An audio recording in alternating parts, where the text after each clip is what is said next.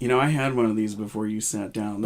I'm on my second one. Oh my, I have to catch up. You do. Get yourself a refill. All right. Hey. We're People talking about Shakespeare's Macbeth at Little Lake. Yes, Theater. we are talking about this play. Oh, you don't want to say the title because of the super... That's if you're in a theater. And in many respects, this is my stage. Yeah, there you go. All right. So you are going to avoid saying Macbeth throughout this whole thing, really? The name of the show, the name of the main character, Lady Lady Yes. Okay, fine. Okay. So this was a very ambitious for Little Lake, yes. I think. Yes. Now, I would like to speak on behalf of the playwright. Okay. We have criticisms of the playwright? No, simply because he's unable to be with us today. He can't do any rewrites from now, this is my thought on approaching Shakespeare. Perhaps it is my own, but I must. It seems to me that when actors do approach Shakespeare's language, it's kind of one or two things. And one is some try to pass it off as colloquial, common speech, maybe even modern and conversational. And I think something gets lost when that approach happens because it is not common speech. It is poetry. And it was written as such. Because people in Shakespeare's time were not on the streets speaking like this. It was thick language. It was. And actually, I've heard it in a original dialect, which it's very Scottish sounding, actually. Yeah. And it's beautiful. And it's almost more easily understood in that Scots and that's where the other approach is when actors really do approach it. They lead the language rather than the language leads them, and they embrace the vowels and consonants, and they really make it sing. I know, but I'm going to go on a limb here and say I actually don't like the way Laurence Olivier did it. I mean, because it was to be or not to be. And it's like 7 hours long that way. So that, there's different styles within that. So whether, you feel that, which of the two is, more preferable to you. I mean, again, I feel that things get lost and it's actually less clear when you try to make a conversation. There were both of these going on. And, I think, clearly... portions of the cast had I just felt a better mastery over the delivery of that language than others. And those are the ones that really stood out. And a lot of them were some of the smaller characters, too. Eric Matthews. Oh, yes. Eric Matthews, who played Macduff. And also, so in this you've got Eric Matthews Macduff, and then Patrick Connor as three different roles. The two of them, it's like central casting sent you give me two gruff Scottish dudes. But yeah, that's certainly one of the examples. And there's stage presence and there's vocal presence. And, Eric Matthews, I think, certainly had both, but a great vocal presence. I mean, when he's on stage, you listen to him. But yeah, and there were certainly others, which we'll talk about, that I think just really kind of nailed that language and made it sing. Now, I know we have different opinions of this. I liked the immersive feeling of the beginning of the show, where we're outside and we are by a campfire, and then later we're in the barn. I enjoyed that. I actually wanted more of that in Act 2. I know some people like a traditional sit down, show me a show. Yeah, so there is that element. And yeah, you start the show off in increments. You're outside and you're touring around to these locations. I love that part. It's a little confusing. Read the directions, and they're good about showing you where they have you need a tour guide. And I think as they described it, I read up on the websites to kind of give the impression of the rolling hills of Scotland. It's a little hard to get that effect with the Silverado in the background of the parking lot thing. Mad Max glaring. Well, yeah. So I mean, I think it's cool. I think it's a neat thing to do out there. It's different for those audiences. Yeah. I don't know that for me it really provided a lot, because then, half hour into the show, when you're inside, you've forgotten all about it. Yeah. And it didn't really do anything. And I think just kind of came off as gimmicky, but neat. Well, it broke up the show. I saw this play done once at the Theatricum Botanicum in Topanga Canyon in Los Angeles. That sounds like a poem. It's an outdoor like venue. a Dr. Seuss, whatever that. It's an outdoor venue in Los Angeles, and it was beautifully done in an outdoor venue in a canyon, and they were crisscrossing the stage. They were doing the fight scenes in the aisles. It was amazing. So, and almost all equity actors though too, which is also a different thing. It's hard to compare this to other versions of this play that I've seen before, right?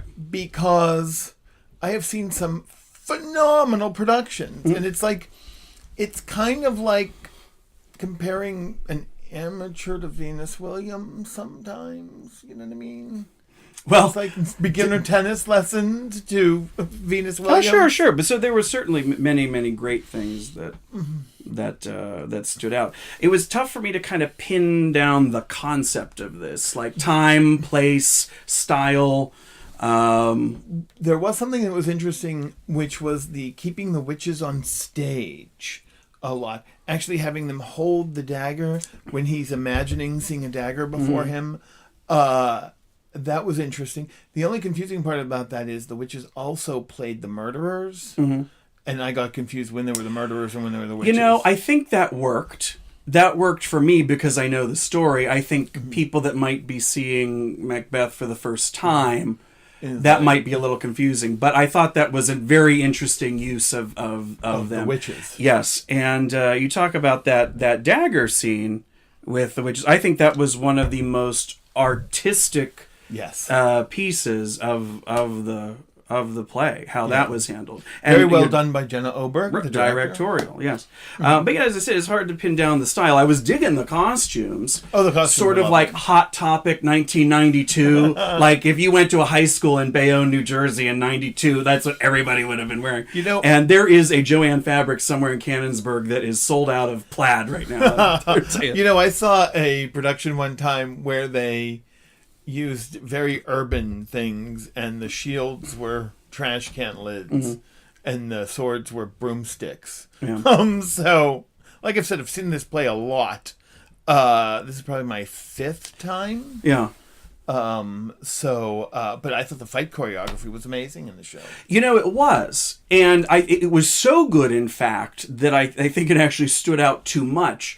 And this is a compliment, but the intensity in those scenes, nothing else in the play really matched those scenes in intensity. I literally gasped when Banquo died, because it was such a visceral seeming death. That I was like, oh my God, are they hurt? Is she hurt? No, this is well done. Another thing I liked about the play that I liked the gender fluidity of it. Yeah, that worked. I didn't mind that. I kind of, changing though he to her, changing the script. I think you could have totally gotten away with it. Just I was a little weirded out by she's the king. Well, yeah. I don't know. They could have gone to queen. That's all right. It's not like there is a word for a woman that's in charge. Things certainly heat up in Act 2. I mean, after intermission, this thing takes off like a rocket train. And I think every actor in this are really at their best, Act 1, is kind of tough, and I can't pin that all on the playwright. I think that there could have been, but Act 2, he can handle it. If you can make it to Act 2, you'll see a really good show. There's a lot of great stuff happening. I do have a small criticism about our king, our usurper of the crown, the title, the eponymous self-character in the show. And I thought I didn't think he had the charisma to actually be the lead. Matter of fact, he comes off as a bit too nice. Like, he seemed and I feel like the role is better suited for somebody with much more gravitas and more dickishness. Well, you know what I mean? Like a jerk. I understand. I understand what you're saying. And again, I think that in Act 2, everybody was at their best. I think, that that Banquo's ghost scene, I think he really delivered. Banquo was very well. He really, and this is Jared Feffingworth, who played Macbeth, I think was really at his best. And his sister as Banquo. Yeah. Excellent. Her first name is... But in those scenes where he began to deal with a little bit of that Rachel. madness surrounding, the death of Banquo, I think that's where, some of his best acting was there. And that really came across And it was very...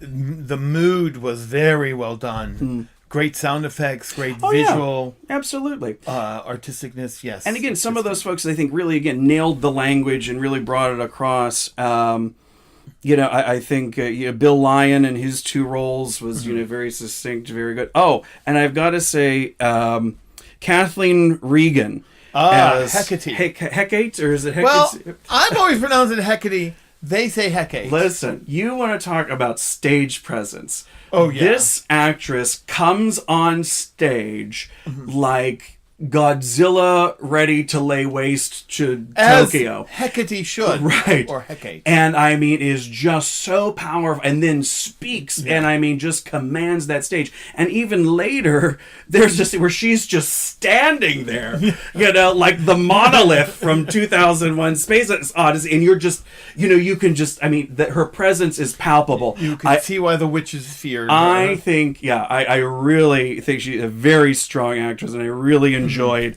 everything that she did there.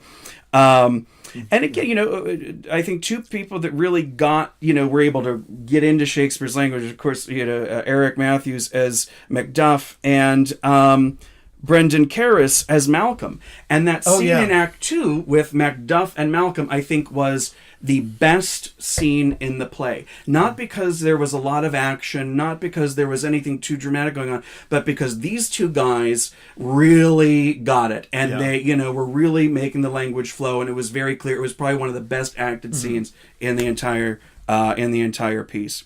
So I thought that was excellent. It was interesting. Too. I was talking to a young man at intermission, and it was his first time seeing the play. And he was really getting into it. And I thought, this is the perfect production for people who have never seen this show before. Because it was a great place to know it. You know what I mean? There's a little bit of immersive theater at the beginning. It really draws you in. Yeah, it does. So I think overall, actually the best thing about it, and the reason to see it are there are true moments of greatness in this. There are pieces. Overall, maybe a little uneven, but there are really, truly artistic pieces of this that really stand out that I think appreciators of Shakespeare especially will enjoy, because you will see something new.